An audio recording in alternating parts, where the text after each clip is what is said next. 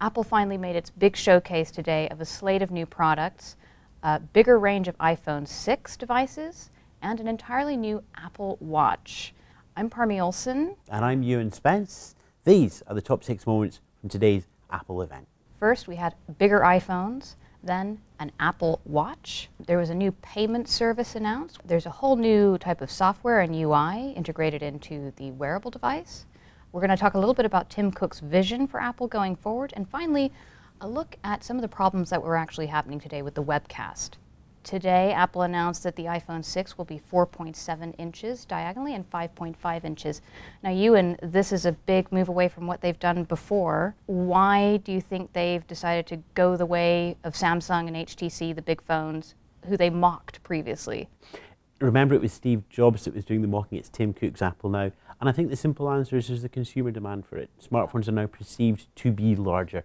So Apple is innovating, but it doesn't have tunnel vision when it comes to creating something that the market wants. They don't want to leave any money on the table. Let's talk about the Apple Watch. This was Apple's first foray into the wearable device category, previously gone into by Samsung and Sony and lots of other players, Pebble. What did you think of the Apple Watch? The thing I find most interesting is it's following the exact same strategy as the iPhone.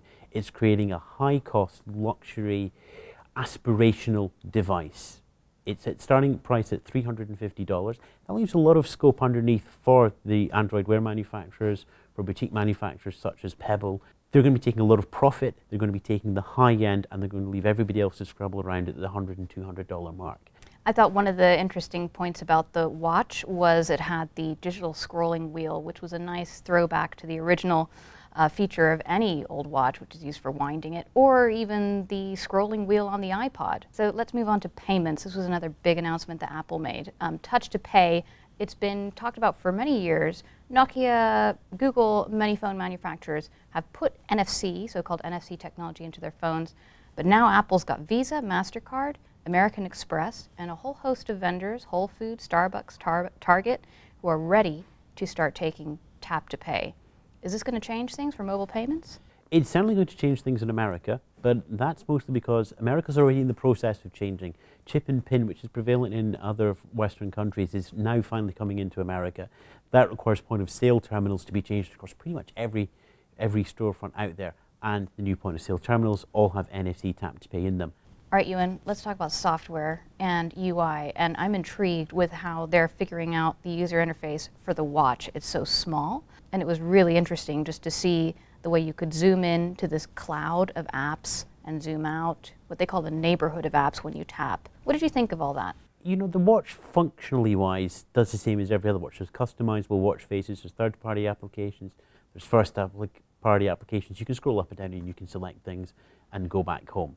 Pretty much every smartwatch has that sort of UI paradigm. It's the fact that Apple have done this with a very bright, colourful screen with a sort of hexagonal grid. It looks very stylish. It's probably also going to be very, very expensive in battery power as well to keep all that lit and all that moving around. Let's talk about the vision of Tim Cook. This is his era. This was really his show. How do you think that vision is changing where Apple is going now as a company? Tim Cook's vision is very much one of helping people. The two things that I noticed specifically now was, you know, a big emphasis on health and fitness and the quantifiable self. We want to make people's lives better. And also when he talked about implementing payments, you know, most companies who are implementing payments think about what does it do to their bottom line, whereas he said that Apple just wants to make it easier for people. Now, there's going to have been a lot of negotiation about how to deal with fraud, how much insurance is required in every single transaction in the mobile payment system.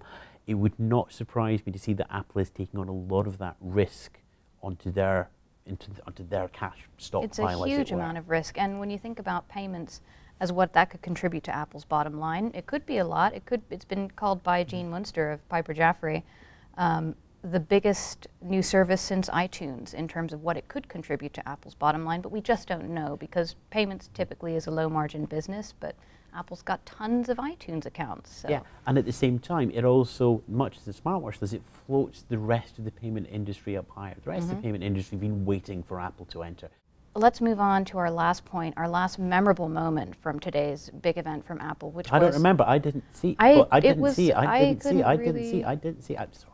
What a way for Apple to kind of introduce one of the big landmark products. Half the event you couldn't watch. There were technical issues, and you can't get away from that. That in a big event like this, people would have expected that to work. But you know what? Apple's a human company. There are humans behind it. They get things wrong sometimes. Still, I think you got to hold Apple to account with this kind of thing.